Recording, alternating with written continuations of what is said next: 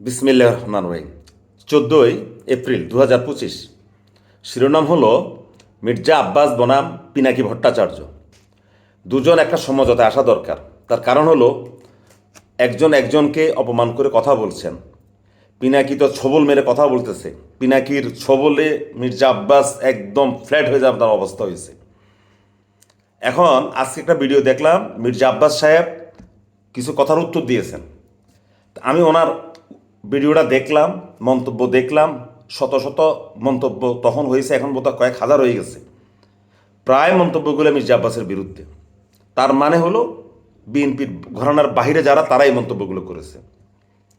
আমরা যখন 80 এবং 90 দশকে ঢাকা শহরে আমরা পড়তে যাই, তখন আমরা শুনতাম যারা কমলাপুর এবং এই শাহজাহানপুরে থাকতো, আমরা শুনতাম যে মির্জা আব্বাসদের পারিবারিক সম্পত্তির উপরে রেলওয়ে, এই কমলাপুর স্টেশন, এবং তাদের অনেক সম্পদ রেলওয়ে অধিগ্রহণ করেছে, টাকা দেয়নি। আমরা শুনতাম, সত্য মিথ্যা আমরা জানি না, যে দলে করেন অনেকেই শুনছে এটা।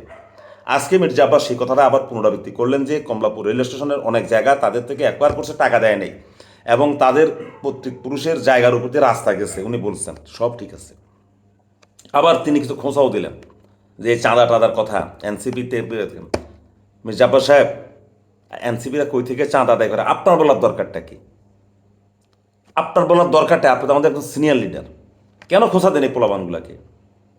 ওই পোলাবানগুলা যেভাবে দল চালায়, আমরা দল চালাই, আমাদের বাংলা সারা পৃথিবীতে দল চালায় চাঁদার উপরে। এটা নিয়ে আমি একটা ভিডিও দিচ্ছি। কথা হলো যে চাঁদার আদায়ের কৌশলটাও এক একজনের এক এক রকম। চাঁদা ছাড়া কেউ দল চালাতে পারবে না। বাপের সম্পত্তি বিক্রি করে রাজনৈতিক দল কেউ চালায় না বাংলাদেশে, এটা ভুল কথা। বাপের সম্পত্তি বিক্রি করে রাজনীতি করেছে গ্রাম পর্যায়ে কিছু পোলাবান, ওরা বেকুব। ওরা ওদের বাবার সম্পদ বিক্রি করে দল করেছে, যে দলে করুক। পরবর্তী এলো ওদেরকে আর খুঁজে পাওয়া যায়নি। এই কথা আমি সত্য কথাটা বললাম।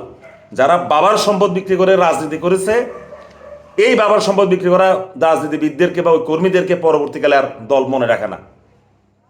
কথা হলো প্রত্যেকটা রাজনৈতিক দল চাঁদা নিয়েই চলবে। জনগণ সারা পৃথিবীতে দেয়, চলে এইভাবে। এটা কি কমিউনিস্ট পার্টি?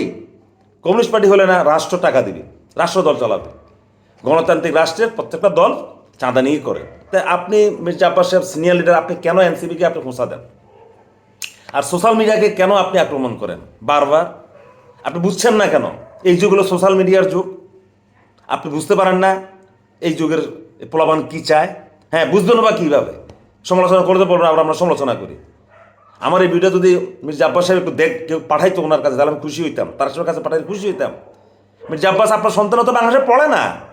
আপনার সন্তান যদি বাংলাদেশে পড়তো, তাহলে বুঝতো এই প্রজন্ম কি চায়, ওদের চিন্তাধারা কি। দেখেন এই প্রজন্ম এইটুক লম্বা লম্বা চুল এইভাবে করে রাখে, দাড়ি রাখে, মোচ রাখে, নামাজ পড়ুক আর না পড়ুক, আবার ফিলিস্তিনের স্কার্ফ পরে হাঁটে। বুঝতে হবে এই প্রজন্মের প্রলোভন কি চায়। আপনারা বোধহয় এদের রোগ ধরতে পারেন না, বারবার ব্যর্থ হয়ে যান। এই কারণে এখানে আপনাদের সমস্যা হয়েছে। পিনাকির সাথে কোনো কথার আপনার কোনো উত্তরই দেওয়ার দরকার নেই, বরং আপনি সোশ্যাল মিডিয়াতে বিএনপির কিছু অ্যাক্টিভ কর্মীকে নিয়োগ করেন, যাদের অন্তত মেধা আছে, যারা মেধা দিয়ে কথা বলতে পারবে, এরকম লোককে আপনি নিয়োগ দেন। সেটাকে বিএনপি পোলাপান চারদিকে শেয়ার করে দেয়। আপনি আর কোনো কথা বলার দরকার নেই।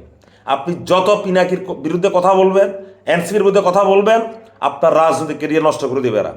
কারণ এখন সোশ্যাল মিডিয়ার যুগ। আমি কথাটা ভালোর জন্য বলছি, সবার সব কথা উত্তর দিতে নাই। পিনাকি এক বিষাক্ত সাপ, ইলিয়াস বিষাক্ত সাপ। এদের বান্ডারে শত শত হাজার হাজার তথ্য আছে, পুরো মানুষের মানে কি বলে এটাকে, আলট্রাসোনোগ্রাম করলে না কি করে না, এক্সরে রিপোর্ট আছে ওদের কাছে। মানুষের জীবনে অনেক ভুলকুটি হয়। প্লিজ মিস্টার আব্বাস, আপনি আর এসব কথা বলবেন না। আপনার জন্য, আপনার পক্ষে প্রচারণার জন্যই আপনি লোক নিয়োগ দেন। এত বিরোধ সব সময় মঙ্গলজনক হয় না, অনেক বিরোধ হজম করতে হয়। রাজনীতিবিদদেরকে অনেকে ব্যবসার ছেলে বলে, সাথে সাথে ওই রাজনীতিবিদ উত্তর দেয় না, সেটা হজম করে। এই হজমের রেজাল্ট পরে পাওয়া যায়। ধন্যবাদ।